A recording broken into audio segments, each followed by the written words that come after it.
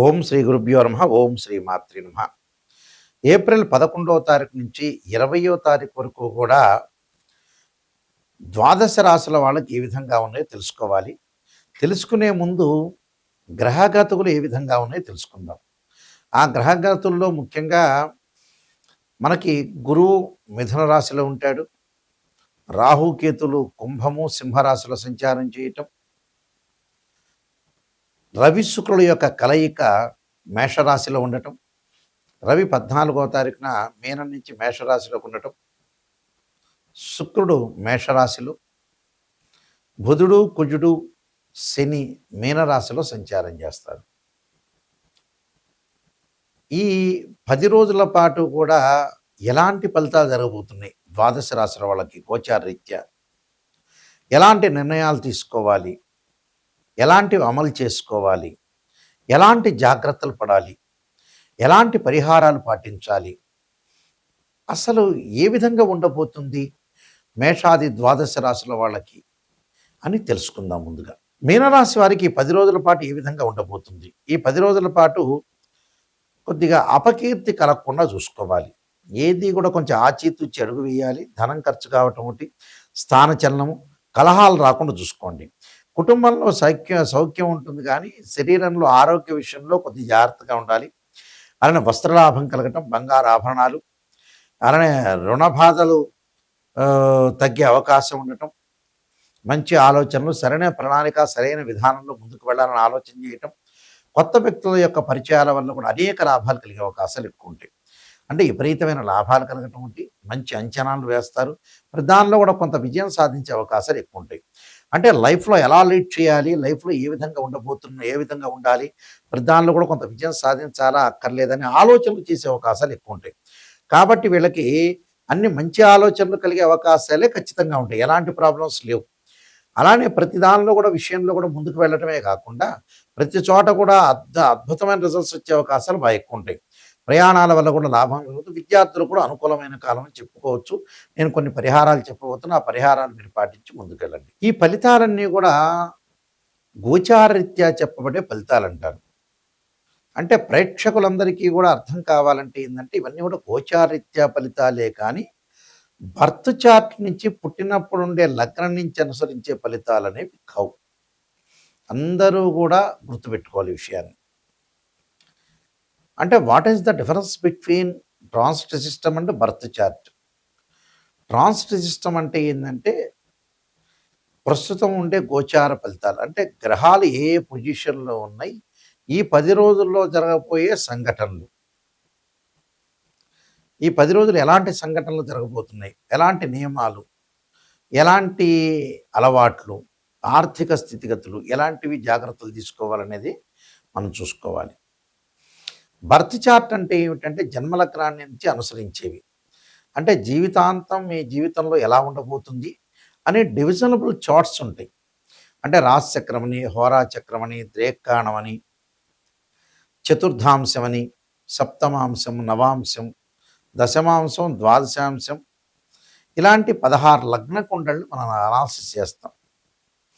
ఇలాంటి 16 లగ్న కుండల్లో కూడా భావచక్రము, దశలు, అంతర్దశలు, భావాధిపతులను మనం క్యాల్కులేషన్ చేసుకొని, మ్యాథమెటికల్గా క్యాల్కులేషన్ చేసుకొని అసలు లైఫ్లో నెగిటివ్నా పాజిటివ్నా, నెగిటివ్ ఉంటే ఏం చేయాలి, పాజిటివ్ ఉంటే వెరీ గుడ్.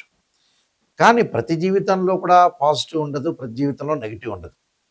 అందరికీ జీవితాంతం ఒకే రకంగా ఉండదు లైఫ్ అనేది.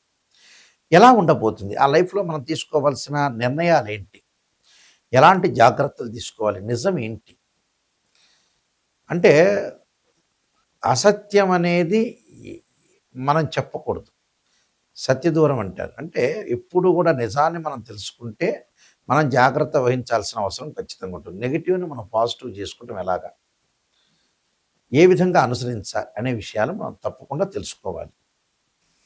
అంటే ఒకటి కాదు, ఆర్థిక స్థితిగతులు, వివాహాది శుభ కార్యక్రమాలు, విద్య, కోర్టు సమస్యలు, అబ్రాడు, ఎడ్యుకేషను, ట్రావెలింగు, అన్ని రకాల విషయాలు వస్తాయి. సంతానము, అన్ని విషయాలను కూడా ఈ 10 రోజులు ఏ విధంగా ఉండబోతుంది, ఎలాంటి నిర్ణయాలు తీసుకోవాలి, నిజమైన నిర్ణయాలు ఏంటి అనే విషయాల్ని నిజంగా తెలుసుకోవడం చాలా ఇంపార్టెంట్. చాలామంది కూడా ఆలోచన చేస్తారు, గురువుగారండి, నాయకంటి గారండి, నా దగ్గరే కాదు వేరే వాళ్ళ దగ్గరికి వెళ్ళినా కూడా పాజిటివ్ ఆలోచన చేస్తారు. పాజిటివ్ అనేది మంచిదే. కానీ ఒక జాతకుల దగ్గరికి గాని, ఒక డాక్టర్ దగ్గరికి వెళ్ళిన తర్వాత నాకు పాజిటివ్‌నే చెప్పండి, నాకు షుగర్ లేదని చెప్పండి, బీపీ లేదండి అని చెప్తే ఇంకెందుకు ఆ డాక్టర్ దగ్గరికి వెళ్ళటం? డాక్టర్ దగ్గర నిజం తెలుసుకుంటేనే ఒక టాబ్లెటో, ఆపరేషనో, ఇంజెక్షనో ఏదో ఒకటి చేస్తారు. అలానే ఒక ఆస్ట్రాలజర్‌ని అప్రోచ్ అయిన తర్వాత కూడా నిజాన్ని మనం తెలుసుకున్నాం అనుకోండి, దానికి కొంత జాగ్రత్త పడాల్సిన అవసరం ఖచ్చితంగా ఉంటుంది. మనం జాగ్రత్త పడతాం. ముందు మనకు విషయాన్ని తెలిస్తే జాగ్రత్త పడతాం. అలానే ఎవరైనా సరే మమ్మల్ని సంప్రదించాల్సిన అనుకునే వాళ్ళందరూ కూడా నా స్క్రీన్ మీద స్క్రోలింగ్ నెంబర్ పడుతుంది. ఆ నెంబర్‌కి మీరు కాల్ చేయొచ్చు. ముఖ్యంగా www.nayakanti.com గాని, నాయకంటి ఇన్ కానీ మీరు ఆ వెబ్‌సైట్ అనేది మా వెబ్‌సైట్. ఆ వెబ్‌సైట్ కూడా చూడొచ్చు. అలానే నేను కాలసర్పయోగము, కాలసర్పయోగ చంద్రిక, రాహుకేతులు, ఛాయాగ్రహాలు, అలానే స్వప్నశాస్త్ర ఫలదీపిక, పుత్రగణపతి వ్రతము, సర్వదేవతా గోత్రపులు పార్ట్ 1, పార్ట్ 2, వివాహ మార్తాండము, అలానే బృహత్ పరిహార సింధు, అలానే జాతక చంద్రిక, అలానే నవగ్రహ దోషాలకి దశమహావిద్యల యొక్క స్తోత్ర పారణాలు కూడా రాశాను నేను. అలానే ప్రొడక్షన్ ఆఫ్ ఆస్ట్రాలజీ, ఇలాంటి నెంబర్ ఆఫ్ ఆస్ట్రాలజీ బుక్స్ అనేది రాశాను నేను. ఇవి రాజమండ్రి మోహన్ పబ్లికేషన్ వాళ్ళ దగ్గర దొరుకుతాయి. లేకపోతే మమ్మల్ని కాంటాక్ట్ చేసినా కూడా మేము మీకు పంపిస్తాము.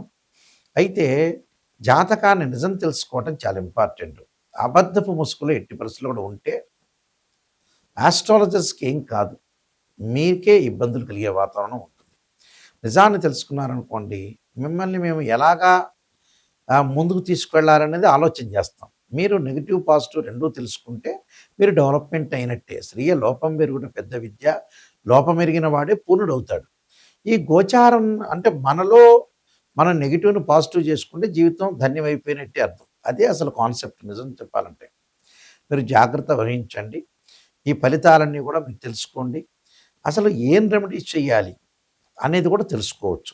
ఆ రెమెడీస్‌లో ముఖ్యంగా ఆర్థిక పరంగా స్థితిగతులు ఉన్నవాళ్ళు తప్పకుండా కుబేరుడి యొక్క ఏదైతే మంత్రాన్ని చదువుకోవాలి.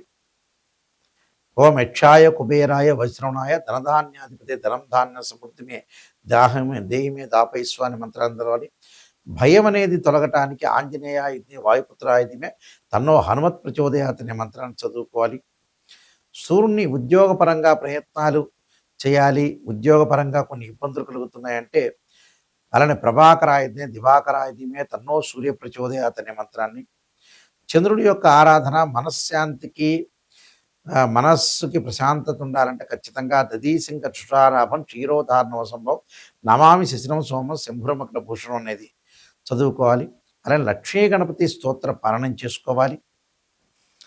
అలానే మనకి పనులన్నీ కూడా కొంత ఆలస్యం జరుగుతుంది అనుకోండి, కార్తవీర్యార్జునుడి యొక్క మంత్రాన్ని చదువుకోవటం ఒకటి, గో సేవ చేయటం, విద్యార్థులకి బాగా చదువురాలంటే విద్యార్థులకు పుస్తక దానం చేయటం, అలానే వారాహి స్తుతి పారాయణం చేయటం చాలా మంచిది కోరికలు నెరవేరటానికి. వీలైతే ఇంటి ఇంటి దగ్గర విశ్వనాథాష్టకాన్ని చదువుకోవటం వల్ల కూడా ఆరోగ్యపరంగా అనుకూలంగా ఉంటుంది. అంటే రుద్రార్చన, శివుడికి సంబంధించిన పూజ చేయటం, ఎలాంటి విఘ్నం జరగకుండా ఉండటానికి లక్ష్మీ గణపతి యొక్క ఆరాధన చేయటం, అలానే విఘ్నం లేకుండా మనకి ఏది కూడా విఘ్నం లేకుండా ఉండటానికి కూడా గణపతి యొక్క అష్టకాన్ని స్తోత్రాన్ని పారాయణం చేయటం కూడా చాలా మంచిది. అలానే విదేశాలకు వెళ్ళాల్సిన వాడు ఎవరైతే ఉంటారో ఓం నమః శివాయ పంచాక్షరితో పాటు వారాహి స్తుతి యొక్క పారాయణం చేయటం చాలా మంచిది. ఏమంటే ప్రతిదానికి కూడా ఒక రెమెడీ అనేది, ఒక పరిహారం అనేది ఉంది.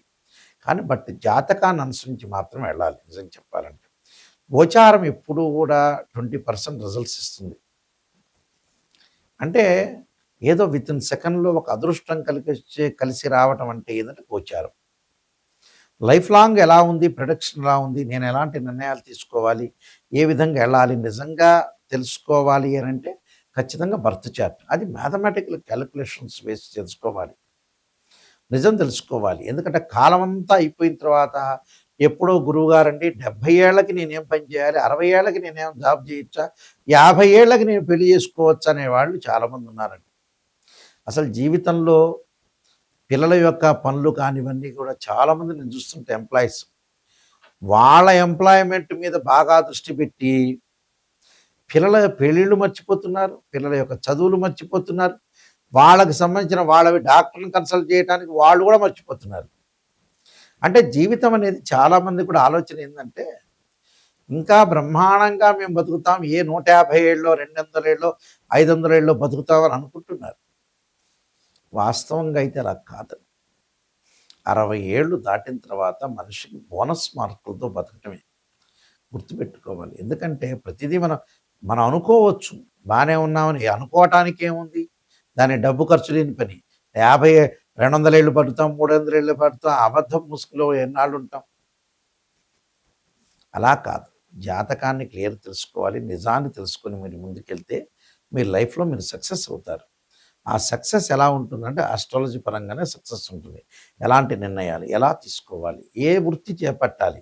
ప్రతివాడు ఒక వృత్తి చేపట్టటం, అది చెయ్యటం, 60 ఏళ్ళు రాంగానే డబ్బంతా పోగొట్టుకోవటం. అప్పుడు ఆస్ట్రాలజర్‌ని అప్రోచ్ అవుతుంటారు. అప్పటికి ఏం చేస్తారండి ఆస్ట్రాలజర్? అన్ని డబ్బులు పోగొట్టుకొని దివాలా తీసిన తర్వాత ఎవరేం చేస్తారు?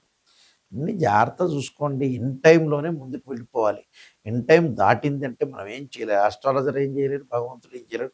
ఎవ్వరూ ఏం చేయలేరు. 70 ఏళ్ళు దాటిన తర్వాత, 60 ఏళ్ళు దాటిన తర్వాత మనం హాస్పిటల్‌లో చేరితే డాక్టర్ గారు ఏమంటారు? మీకు ఏ విటమిన్స్ ఇచ్చినా పని చేయట్లేదు. ఏ ఇంజెక్షన్ చేసినా కూడా నీకు వర్కౌట్ కావట్లేదు అంటాడు. అలానే పూజలు కూడా అంతే. 70 ఏళ్ళు, 80 ఏళ్ల తర్వాత ఏం పని చేయాలంటే ఏం పూజ చేస్తారు? నిజాన్ని తెలుసుకోండి. నిజం అనేది నిలకడగా ఉండేది. ప్రతిదీ కూడా ఆలోచన చేయండి. చాలా జాగ్రత్తగా నడవండి. మీకు ఏ డౌట్ ఉన్నా నా నెంబర్‌కి ఫోన్ చేయండి. మీరు తెలుసుకోండి. మీ అందరికీ కూడా శ్రీ పరమేశ్వరుడి యొక్క కరుణా కటాక్షం ఉండాలని ఆశిస్తూ సర్వే జనా సుఖినో భవంతు.